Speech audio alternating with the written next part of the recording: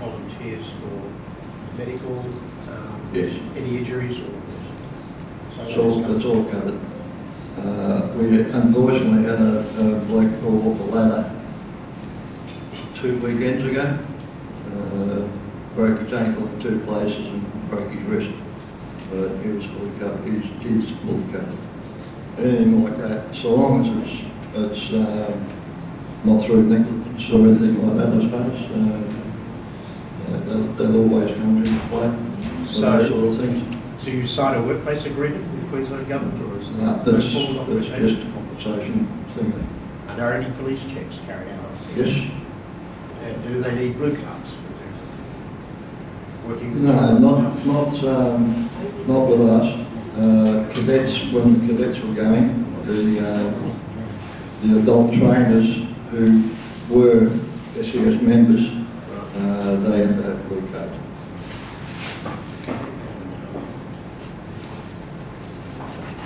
So specialist training is done by you guys. I'm sorry, just to know this. So the boating, small craft handling, the climbing, the roping, it's all done by you guys. So the trainers, do they have to have a training qualification to do Yes. this? They do. They're all trained. And he's one of my trainers. They do specialist training courses. It used to be once, if you're a trainer, you taught everything. Now, if you're a trainer in one specific thing. You can be a trainer in a number, but you've got to be qualified in that one specific. So obviously you have a set of SOPs and you have manuals. Yes. Are those SOPs and manuals available online to all members, and are they available to members of the public if they want to look at them? They're available to everybody. It's the SES portal. Right.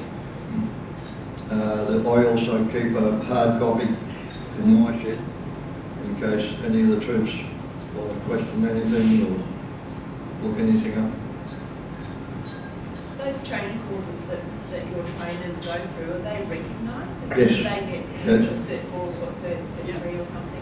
Every course we do now is recognised by the government. So that's something they can use in their careers? Or Yep, outside. Last one. So you obviously have a lot of equipment which is provided to you. Do you purchase it directly, or is it provided through standardised stuff coming through emergency management?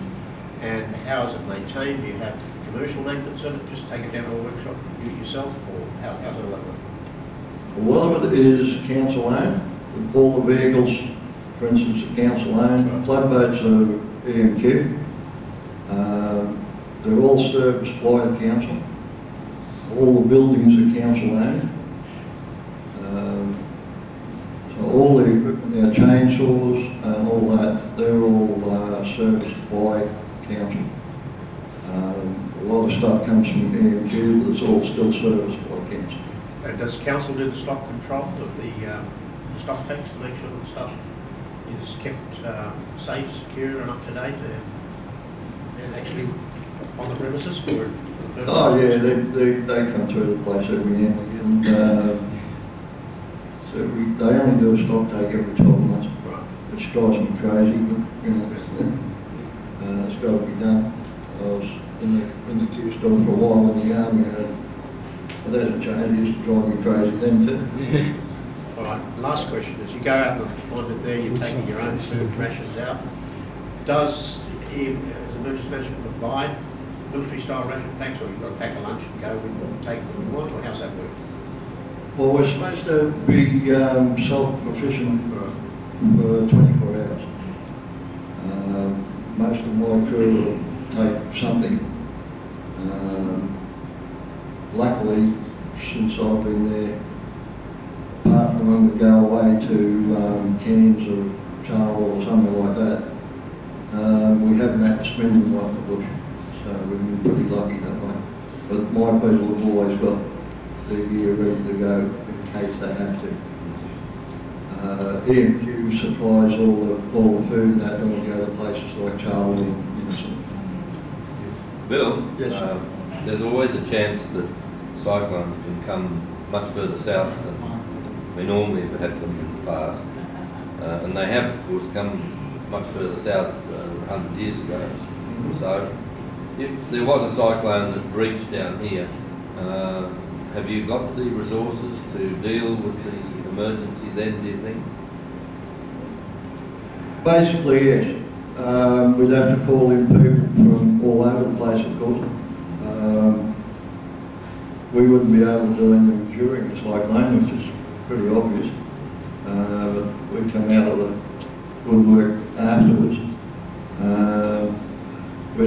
Same as they do to us with Tully and Bundaberg and all that. They'll call us. If we get into trouble, we'll call them. It's just one big family sort of thing, you know. I think that went through. It's okay. Just to add to that, Bill does a great job. For example, when we had, if there's an emergency within the state, they call on other SES crews. Like our commander will, who's in charge of the Gold Coast SES crew, will send a crew, say to Tully, or if we have floods out west, a crew will go. Or they'll ask for 50 of us, and they'll send 50 of us out there. When they send a lot of us out there, we do it in stints. Like they send us out for a week. So we get called, we go away for a week, then we come back and we swap crews. Those who weren't available in the first week, maybe they get called out the second week. So at any one time, we've got access to a multitude of people to come help us out. The bigger the disaster, obviously, the more crews that come in. We've had crews come in from New South Wales. We actually had the last one crews come up from Tasmania. So, and we get asked to go everywhere. Like I've been out to Grafton, I've been out to Est during the floods and helped out there. We do week stints, which I just want to say for all those managers, those people who own small businesses and do have SES members, thank you, because it's a time that the members aren't with your job, and we appreciate that, but it's helping out people who really need a hand. As I said, I can't highlight, it's an emergency service, and when people put their hand up and say, hey, I am with the SES, do you mind if I disappear for the week because that part of the country really needs us? It's putting thanks out there that you let those people go, because we appreciate. I think last year, the year before, I was away for 3 weeks. And usually that doesn't cover in normal holiday time or stuff like that. And I was a registered nurse at the time, so I was able to do that. It was fortunate that my holidays fell on that time, and I had a very understanding boss at the time, a unit manager. And I said, look, these people really need my help, can you spare me? And she said, Anne-Marie, go for it because you're needed at that time. So it's also giving thanks to people who are in a position that have people under them, that when they are called, thank you for allowing them to leave, because we do realise that these are also important people in your business. Thanks.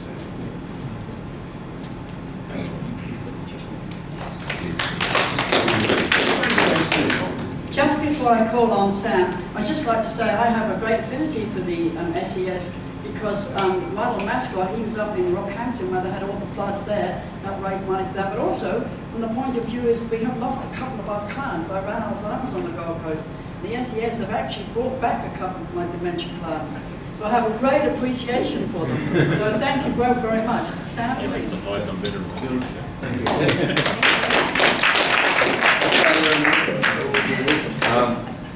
Well, that was a great presentation. You know, we're volunteers too, like you. It's an interesting thing that we have in common. All the people here are voluntary in their service to Rotary. So when we go out and work on projects, and some of these projects actually do take weeks when people, for instance, last August or September, there was a building put up for kids who've been sexually abused in Apia, in Samoa. And there were people worked out there for a month from a club called Surface Sunrise and Guns Windy. So we're all in the same boat, but you guys do the dangerous stuff and we appreciate it. And to help you along is a cheque for $250. So all the best. I hope that adds to your capability.